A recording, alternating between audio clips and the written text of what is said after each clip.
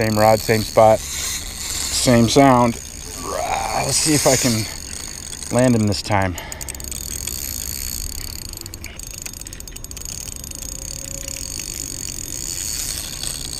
I don't know, I'm just like, what is this? It's just, either it's a really big fish or this pretty incredible feeling, but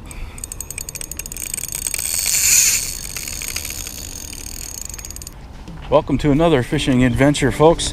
It's a pretty exciting day for me. I'm out here fishing this brand new lake. Fished it for the first time last night. Had a pretty good session. I only fished it for about, I think, 3.5 hours, and I ended up catching 3 real nice fish. So confirmed that they're in here. That's pretty huge, just for a brand new lake that I know very little about. But I'm back again today a little bit earlier. It's a little after 4, I think, today. So got about 4 hours of fishing here.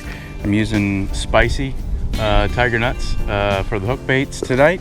And yeah, I'll talk some more while I'm getting baited up here. Yeah, it's about 4:15. There are some chances of thunderstorms this afternoon and evening. There's some kind of dark sky off that direction.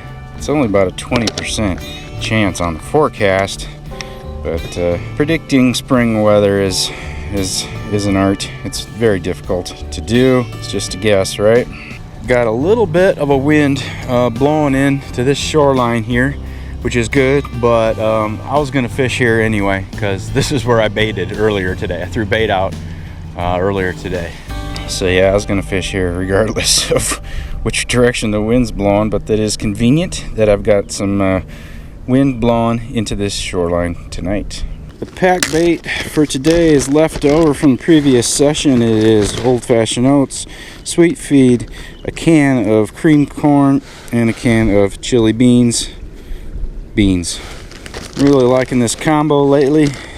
Just can of corn and chili beans. I kind of thinking I might, if I'm going to use chili beans all the time, I might just stop carrying chili powder in my bag. Just one less thing to carry. I think some people think that because I don't use a lot of the European carp fishing gear, that for some reason that I am against that, or that I don't like that or something, and that's not true at all.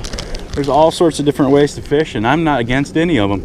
I just use the kind of stuff that works best for my kind of fishing.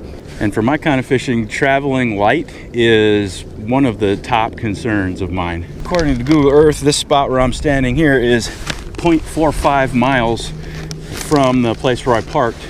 So I had to hike back here a pretty good distance, and I did bring a wagon with a good amount of stuff. I mean, I'm comfort fishing here. I've got my comfy chair and these big honking rods that take a while to set up, and I got a cooler with some food and drink in it. Still more stuff like a cradle or a bunch of bite alarms and extra nets and slings and scale stands, and just not all, but just a lot of the accessories that the European carp anglers like to use.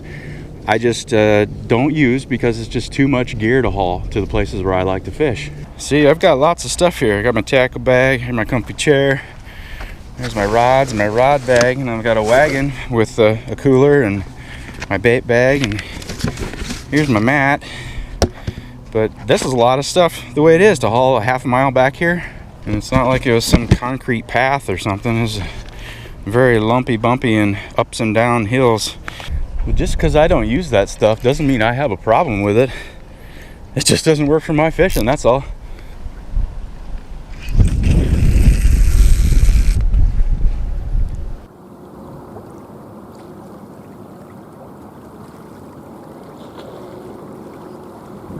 I don't know about you, but I just saw a fish splash the surface right out there, right on top of where I just casted. That's pretty cool. Last night the bite didn't start until like 7 o'clock, like shortly before sunset, so.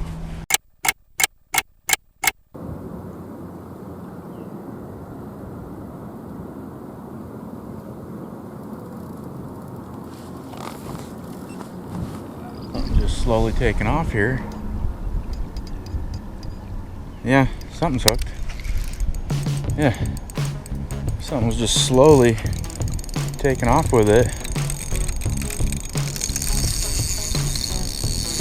and now he doesn't like what he's got. I had a fish that was hooked and just trying to spit it, so now he's running.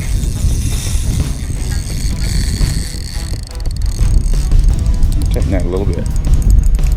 It is like 5:30. It's about a little over an hour since I put these baits in the water, and I just refreshed them maybe 5-10 minutes ago. Clouds have started moving in a little bit, which is just fine with me as long as they're not rain clouds. Seems like the rain is staying a good 20 miles that way, but it's close enough that I'm checking the radar every 15 minutes or so. I don't know if you remember from my previous video here, but it's real shallow for the first 20-30 feet or more. I can go out there 20 feet and it's only going to be ankle deep, so I'm going to have to walk out. Just reeling the fish in such shallow waters, great way for them to get that line wrapped around a stick or a rock boulder on the bottom. And once that fish gets in when he's about 10-15 yards from me, I'm gonna start walking out into the water. Definitely got a good fish here. It's no dink, unless he's got like 10 pounds of weeds with him. This is a real good fish, whatever it is. Alright, it's time to head out. Well, I don't know. Oh, it's a big fish. Just saw his head come up. He's right in between my two lines here. It seems unlikely that he's just going to stay right there. They always want to go from left to right. I kind of almost want to let him swim off to one side or the other. I'm just going after him right now. Brr, that water's cold. It's in the 60s. Oh, it's a really big fish, folks. Oh, man. Get in here. Oh. That ball of pack bait is still mostly intact. I think I saw that. Yeah, he just jumped. I poked the net out at him and he saw it and he turned, and he's another 10 yards farther out there now. I'm gonna move out farther. Oh, he's trying to get in my other line. This is a big fish.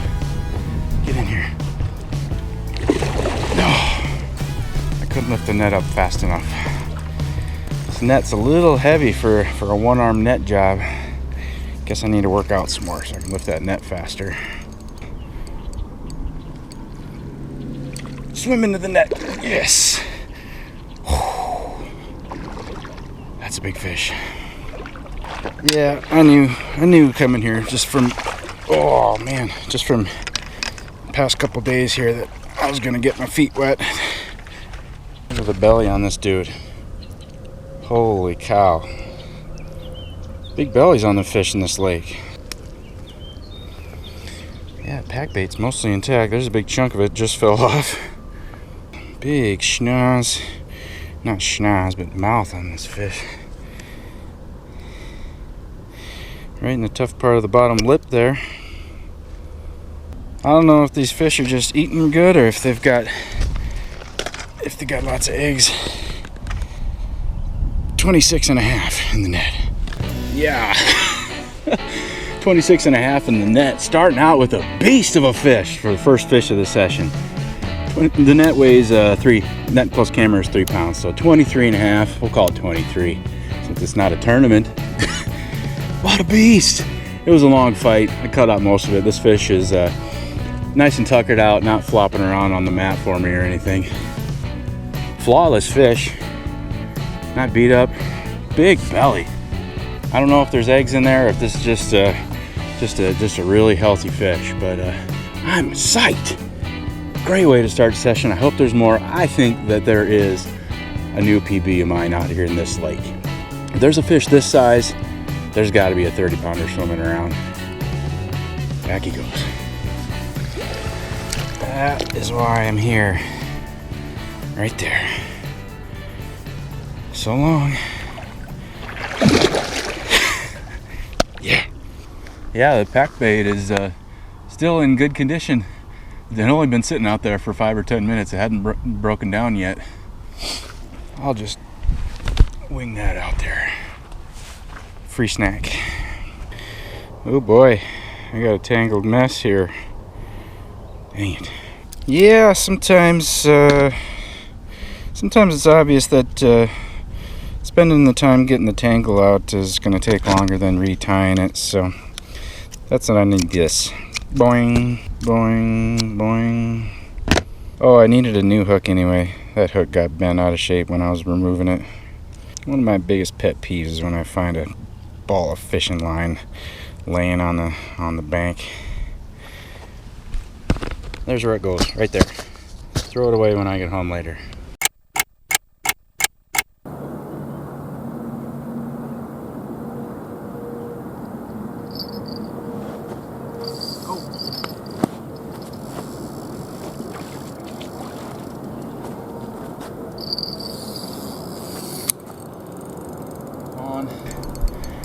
Still getting rebaited from that 23 pounder. So that's a good thing I hadn't cast that out yet. That's one less line out there for this fish get tangled in. Well, things are looking pretty good here. Oh, lost him. Off. First lost fish. Okay. A little bit of weeds on there. That might have been a factor. Check that hook, make sure it's, ouch. Yeah, it's sharp. Okay. Uh-oh. Uh-oh. Third one. On. Now I have no other lines in the water to get tangled in, so lovely. This feels heavy. Well, this is kind of nice having no extra lines in here. I can just let this carp run back and forth as much as he wants and not worry too much about lines. A little bit more, a little tighter. A little more. A little bit more yet. Oh, that's too much. Okay. How do you know how much tension you should have on the line? Well, there's no specific guidance that I can give you other than practice. Experience will help you to know how much is too much. There's no like poundage or setting on the dial or anything useful that I could tell you. Sometimes people ask about that in the comments. Where do you set your drag at? Well, I change it all the time. With every time I go fishing, I change it, and pretty much every time I cast out and fight a fish, I change it. I change it depending on how far away the fish is from me out in the water. Usually when the fish gets close, I loosen it up a little bit because there's less line between me and the fish, which means there's less stretch. But when the fish is way out there like he is right now, the fish is probably 40-50 yards out there. There's a lot of line between me and that fish, and there's a lot of stretch. So when that fish goes on a heavy pull, that monofilament line stretches and helps to reduce the shock and pull that hook out of the fish's mouth. But my PB common carp is 25, so that last one, that 23 pounder, was pretty darn close. And don't let people tell you, oh, I catch 30 pounders all the time, and insinuating like there's some kind of great fisherman because they catch bigger fish than the ones that live in your pond or lake. You catch the fish that live in the lake you're fishing, and if it's only small fish, then that's what you catch. If there's big ones in there, oh, that's a big one. If there's big ones in there, then you can catch big ones. Just so somebody catches big fish doesn't mean that they're some great fisherman. It just means they're fishing in they're fishing in a lake that holds big fish. Oh, another one just jumped out there. Come on in here.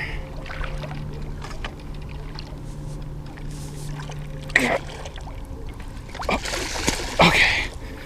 That fish got his mouth kind of hooked up in the net there, and he's not in the net very well because I think the hook snagged on the net. Bottom lip. Bingo bango. 24 and a half. Another 20 plus. pound fish, 24.5 in the net, -3, it's 21. I have no lines in the water. I don't know why the screen's so dark, because it's bright behind me and I'm in the shade and I'm all dirty with handling fish. I'm not gonna put my hands on the camera and move it, sorry folks. Fisherman first, filming second. Back in the water this fish goes. All right, that was a good fight. Thank you. Got any energy left? I'm a little worn out too. See ya. I have no lines in the water, but that's for a good reason. Luckily I had this one all baited and ready to go when that first fish hit, so I can just whip this one out there.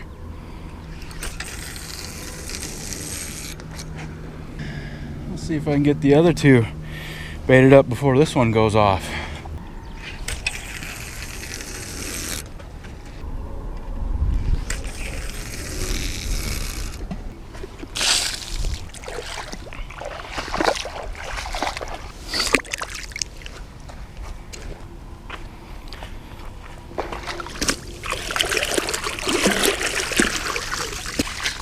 I don't remember if I finished what I was talking about while I was fighting that fish about drag settings, but the bottom line is that there's no one setting that works. It's kind of like you could read all the instructions about how to make a basket in basketball, but you can't actually learn how to do it until you just get out there and shoot some baskets and learn what it feels like and learn what it takes to get it right. You know, and it's the same with the drag settings. You just gotta catch some fish and get some experience, and you'll figure it out.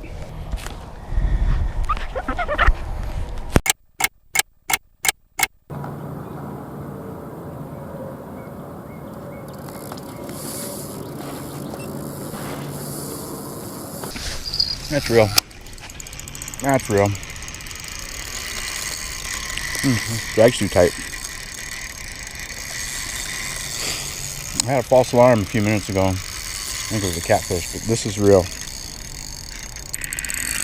Either this fish got into something, some weeds, or this is a really big fish. I think the line's rubbing on something. Definitely.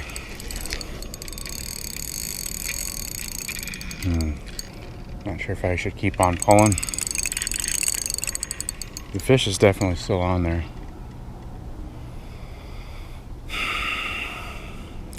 Yeah, fish is definitely still on there.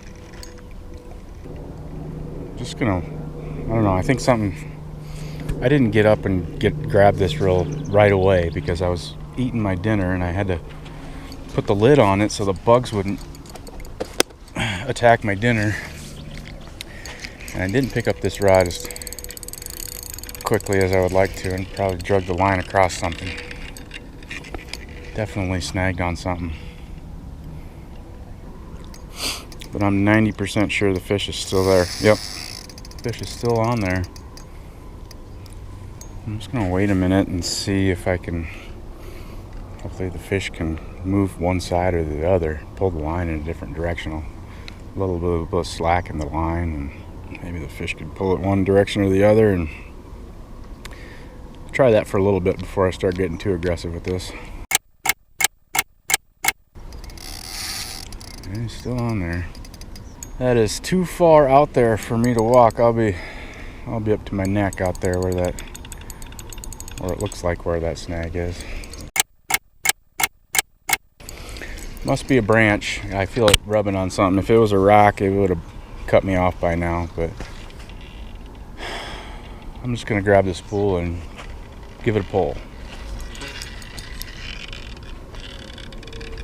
Oh, let me try that again. I made some progress there.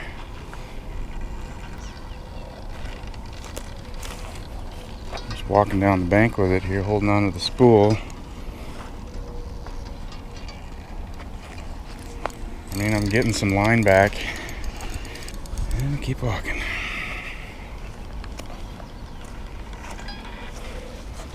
All right, something let loose.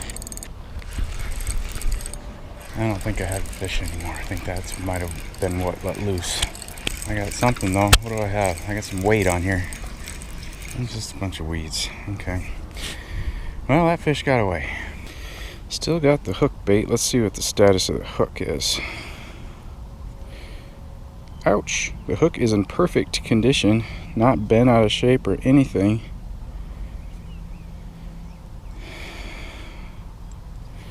Might have just been wrapped up in a thick bundle of weeds, maybe? So I'm not feeling anything on the line either. I wonder if that was just a thick clump of weeds, maybe.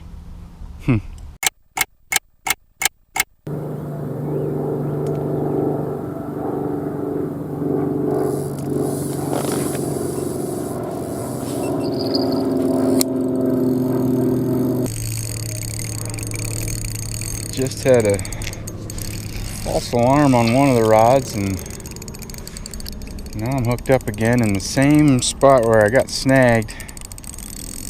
I kind of don't think there's any big trees or anything out there. I'm sure there's tons of just various sized branches laying on the bottom, but I caught several fish here over the last couple days, and that was the first snag. Alright, that feels powerful. No! What in the world? No snag that time, it just let go. There's weeds on the line though. This fish might have got something figured out here. Do I keep casting in the same spot? Yep.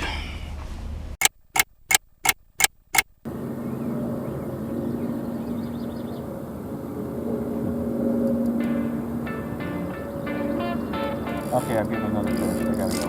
Bye. Go around. Same rod, same spot, same sound. Let's see if I can land him this time.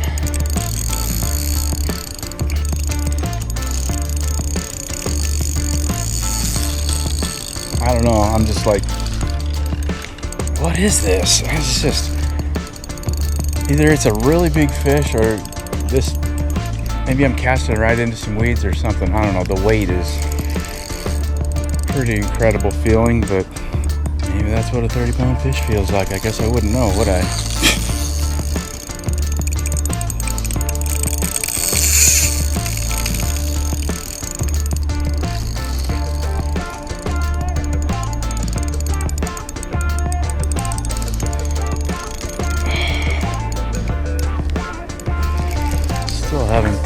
Haven't managed to get any more of my dinner eaten. Well, this, whatever this is, has gone away from the snaggy area where I lost them twice. My goodness. I just saw some big shoulders come up. Oh my goodness, this is a large fish. This is definitely a large fish.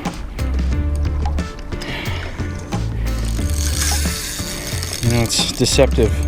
These fish in this lake seem to have big bellies, so it's hard to tell how big they are just by seeing them in the water, you know, going by length and head size and stuff, because last few I caught have giant lower body bellies. Oh, big shoulders on this fish. Oh, come back, come back, come back, come back. Going after him. Get in my net. Oh. Giant in the net. Giant in the net. Alright, this fish is big enough. I'm gonna move the camera before I start handling this fish. 27, 26.